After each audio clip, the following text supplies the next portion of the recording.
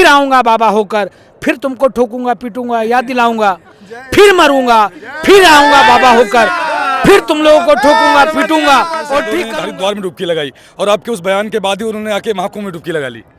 नहीं, मैंने सुना कि उन्होंने 11 डुबकी लगाई लेकिन उनके मत्थे नहीं भीगे थे। पंजा नहीं दिखेंगे, सब काम खत्म, मंजा गया, पंजा गया, खरंजा गया। आंसू आपकी आंखों में आंसू थे और देवेंद्र महाराज की आंखों में मैं आंसू थे। कहता हूँ ऐसे कालनेमियों से सावधान होने की जरूरत है। ये लोग गिरगिट जैसे रंग बदलने वाले लोग हैं। सनातन की बात आता है, हिंदू की बात आता है, हिंदुत्व की बात आ जाता है, टोपी के साथ खड़े होते हैं। जब इनको वोट लेना होता है तुरंत त्रिपुंड लगा लेते हैं और कुंभ में चले आते हैं। सनातन पर उंगली उठाया तो हम गदा उठाकर और उनकी उंगली क्या करेंगे? तो ठाकुर जी महाराज ने क्या कहा? यही कुंभ का संचालन किनको मिल गया था? सूअर के बच्चों को। चौथी धर्म संसद थी। आज इस धर्म संसद में काफ़ी साधु आए थे, महात्मा आए थे, अखाड़े के संत आए थे। हमारे साथ राजू दास महाराज हैं जो पहुंचे थे आज धर्म संसद में। कैसा क्या हुआ इसमें? पब्लिक तो चले है, 40 करोड़ महाकुंभ में आ रहे हैं, डुबकी लगा रहे हैं, संतों के चरण में शरण में जाकर मत्था टेक रहे हैं, अपने जीवन को धन्य कर रहे हैं। आज संत भी आए और कहीं ना कहीं हमने देखे आंसू, आपकी आंखों में आंसू थे और देवेंद्र महाराज की आंखों में भी आंसू थे। आज आंसू इसलिए थे क्योंकि दुर्भाग्य है कि 100 करोड़ हिंदुओं के देश में एक चर्च नहीं, एक गिरजाघर नहीं जो सरकार ने एक्वायर करके रखा हो। सिर्फ मंदिर को एक्वायर करके रखा है। सनातन पे टिप्पणी, सनातन पे टारगेट, सनातन पे कुठाराघात। इसके नाते पूज्य देवकी नंदन ठाकुर जी महाराज ने सनातन के लिए, संस्कृति के लिए, हिंदू के लिए, हिंदुत्व के लिए, मंदिर के लिए बोर्ड की मांग कर रहे हैं।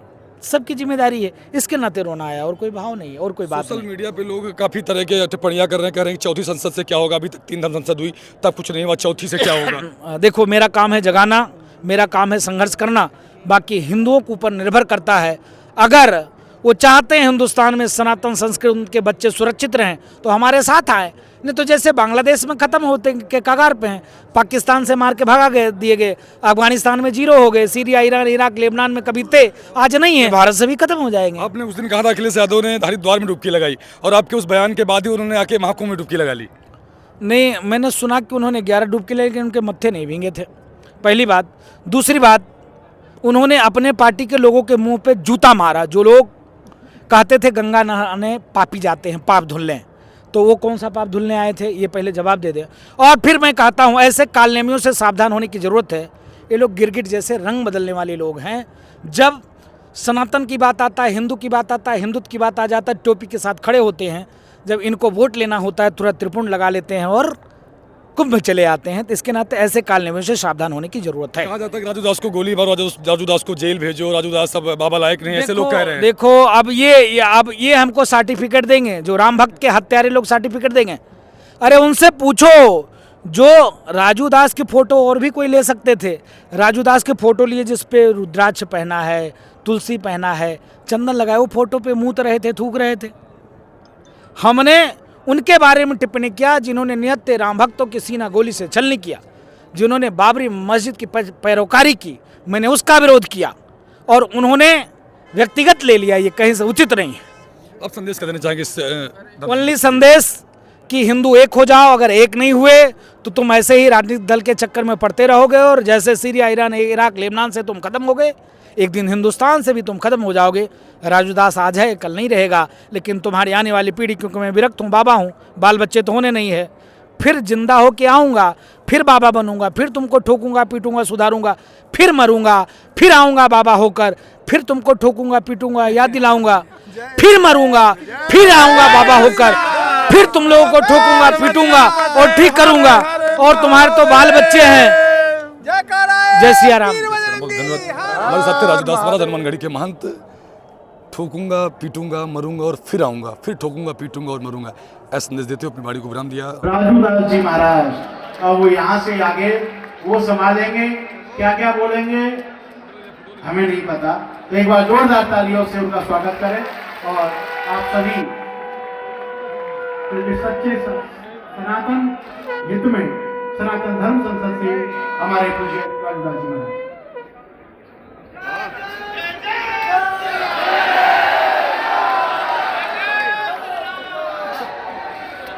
बोल बजरंगबली की। मंच पर उपस्थित सभी पूज्य संतों ने शुरू से आप सभी से निवेदन किया है, अंजा पंजा नहीं दिखेंगे, सब काम खत्म। अंजा गया, पंजा गया, खरंजा गया, आप तो बस बजरंगबली आ गए हैं, है ना। एकता दिखनी चाहिए। बजरंगबली की गदा, बोल बजरंगबली की जय श्री राम, जय जय श्री राम। सत्य सनातन धर्म के, सत्य सनातन धर्म के, कुल भारत हिंदू राष्ट्र के, कुल भारत हिंदू राष्ट्र की, कुल सनातन बोर्ड की, कुल सनातन बोर्ड की, भारत माता की। बहुत बहुत आभार, धन्यवाद संचालक महोदय। समय कम है क्योंकि मंच पर लगातार देश के कोने कोने से पूज्य संत, महात्मा, महामंडलेश्वर, शंकराचार्य, रामानंदाचार्य, रामानुजाचार्य, निवारकाचार्य, सभी महामंडलेश्वर, हमारे जगत गुरु और बहुत लोग तो पौन घंटा पूज्य चिदानंद मुनि जी महाराज प्रतीक्षा करते रह गए। रोड पर इतनी भीड़ है और यहां तक नहीं पहुंच पा रहे हैं। एक से एक संत को और भी आना था। इतनी यहां तीर्थराज प्रयाग में सभी सनातनी भाइयों का मेला लगा हुआ है। सभी राम भक्त सनातनी कुंभ की ओर कूच किए हुए हैं कि रास्ते में जगह नहीं है। लेकिन मैं आभार व्यक्त करता हूं पूज्य क्रांति दूत देवकी नंदन ठाकुर जी महाराज का, जिनके नेतृत्व में यह चौथा धर्म संसद है। और इस धर्म संसद का सिर्फ एक ही उद्देश्य है, क्या? सनातन, क्या? एक ही उद्देश्य है, सनातन बोर्ड। इस सनातन बोर्ड से हिंदू की रक्षा हो पाएगा, हिंदू की सुरक्षा हो पाएगी। हमारी मान, हमारी स्वाभिमान, हमारी मर्यादा, हमारी संस्कृति, हमारे संत, हमारे मठ, हमारे मंदिर बच सकते हैं अगर सनातन बोर्ड का गठन होगा तब। इसके नाते देश के कोने कोने से बताओ 40 करोड़ से ऊपर सनातनी राम भक्त कुंभ में आ रहे हैं। मेरा इस मंच के माध्यम से, धर्म संसद के माध्यम से सिर्फ एक ही निवेदन है कि आप लोग जागरूक बनिए, आपके अंदर जागृति आए। नहीं तो फिर क्या होगा पता है आपको? हम गुमान करते हैं कि पूरे दुनिया में सनातन धर्म संस्कृति ही थी, है और रहेगी। लेकिन आज हिंदुस्तान में नवराज्य में हम अल्पसंख्यक होने के कगार पर हैं। बांग्लादेश में हिंदू मारे जा रहे हैं, मंदिर जलाए जा रहे हैं और वहां के हिंदू कायर भाग रहे हैं, चल रहे हैं। अरे क्या बात करते हो, बताओ। अभी यहाँ पर सरदार जी नारा लगा रहे थे, बताया उन्होंने कि गुरुओं की देन है कि सनातन संस्कृति बची हुई है। हम गुरुओं के बच्चे होकर, भगवान राम के बच्चे होकर, भगवान परशुराम के बच्चे होकर, भगवान बुद्ध के बच्चे होकर, भगवान जैन के बच्चे होकर और भगवान कृष्ण के बच्चे होकर हम इतने भूसतोल हैं। बांग्लादेश से मुझको भागना पड़ा है, हम कट रहे हैं, हम बट रहे हैं।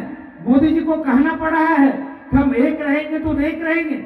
योगी जी को कहना पड़ा है कि हम बटेंगे तो कटेंगे। दुर्भाग्य की बात है, हमको जगना पड़ेगा।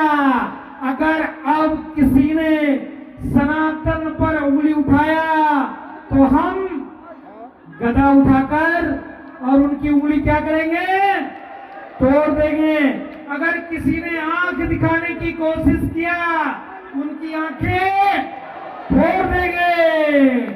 यह भाव आपके अंदर आनी चाहिए। इसलिए क्योंकि हमारे देवी देवताओं के हाथ में अस्त्र है, शस्त्र है और हम इतने बुज़दिल हैं। हमारे के पूर्व वक्ताओं ने सब के सब ने कहा कि आप 3-3, 4-4 लाख रुपए का मोबाइल रख सकते हो, लेकिन अपने घरों में एक अस्त्र नहीं रख सकते।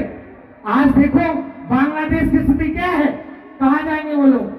जमीन में कि आसमान में? एक समय आएगा कि ये बकवास बोर्ड वाले आपको कह देंगे क्या? अभी कुछ दिन पहले उन्होंने कहा था कि तीर्थराज प्रयाग में जो मेला लग रहा है ये बकवास बोर्ड की जमीन है। लेकिन भाई योगी जी को मानना पड़ेगा। योगी जी ने कहा खैर नहीं है तुम्हारा, बुलडोजर चलेगा, इनकाउंटर भी होगा, ये बकवास बोर्ड बंद कर दे बोलना, ये अपनी जबान संभाल ले, कायदे में रहोगे तो फायदे में रहोगे। योगी जी ने कहा, तब जाकर ये शांत हुए, क्योंकि योगी जी जैसा नेतृत्व आपके पास है। पूज्य देवकीनंदन ठाकुर जी महाराज ने क्या कहा, यही कुंभ का संचालन किनको मिल गया था? सूअर के बच्चों को। हाँ महाराज जी समझ आता हूं, इसलिए कह रहा हूं कि गाय को हम माता मानते हैं। एक तरफ आप कहते हो सर्वे भवन्तु सुखिनः सर्वे सन्तु निरामय, विश्व बंधु की भाव रखते हो, वसुधैव कुटुम्बकम का भाव रखते हो। वहां क्या कहते हैं, बुद्ध पूजक काफिर होते हैं, इनके गले काटने से 72 हो रहे और जन्नत मिलता है। बताओ, हम यहाँ कहते हैं, हमारे पूज्य साधु संत कहते हैं, हमारे धर्म गुरु कहते हैं, धर्म की जय हो, अधर्म का नाश हो, प्राणियों में सद्भाव हो, विश्व का कल्याण हो। इसके नाते महाराज जी इस पावन मंच से मजबूरी में हमको कहना पड़ा है। महाराज सनातन धर्म संसद में मैं निवेदन पूर्वक कहना चाहूंगा कि जो इस सनातन हिंदू बोर्ड अधिनियम के जो प्रस्ताव पारित हुए हैं, पास हुए हैं, सभी संत पूज्य देवकीनंदन ठाकुर जी महाराज के साथ हैं और कंधे से कंधा मिलाकर है। चाहे उसके लिए हमको धरना करना पड़े, अनशन करना पड़े और चाहे फांसी पे चढ़ना पड़े या किसी की जान लेना पड़े। फिर से मैं कहता हूँ महाराज जी, फिर से महाराज जी मैं कह रहा हूँ, इसलिए कह रहा हूँ, आप बताओ इस प्रकार से बहुसंख्यक समाज के देश में सनातन को कोरोना, डेंगू, मलेरिया, टाइफाइड क्यों कहते हैं? कितनी दुर्भाग्य की बात है। और हम लोग बस मोबाइल पे मस्त रहते हैं, हंसते रहते हैं। अभी महाराज जी 3-4 दिन से मेरे खिलाफ खूब प्रदर्शन चल रहे हैं। हमने कुछ नहीं कहा था, यही कहा था कि तीर्थराज प्रयाग में राक्षसों की मूर्ति का क्या था, और पूरे दंगे हो गए, पूरे देश में बवाल मचने लगे। अरे भाई, आज देवकीनंदन ठाकुर जी क्या रो रहे थे, मुझको आंसू आ गया। महाराज जी संतों के चरण में बैठ के रो रहे थे। क्यों रो रहे थे भाई? आपके जैसे लाखों भक्त हैं, ये भी आनंद लेते, कथा कहते, किस चीज की कमी है? आपने तो इनके लिए किसी चीज की कमी नहीं रखा है, लेकिन ये क्यों सनातन बोर्ड के लिए चिंता और चिंतन करें? इनको बोलना पड़ा, लिख कर देना पड़ा मंच पे कि कुछ ऐसे लोग हैं जो कहते हैं कि देवकीनंदन ठाकुर जी को कुछ होना है, इसके नाते ऐसा कर रहे हैं, सनातन बोर्ड की बात करें।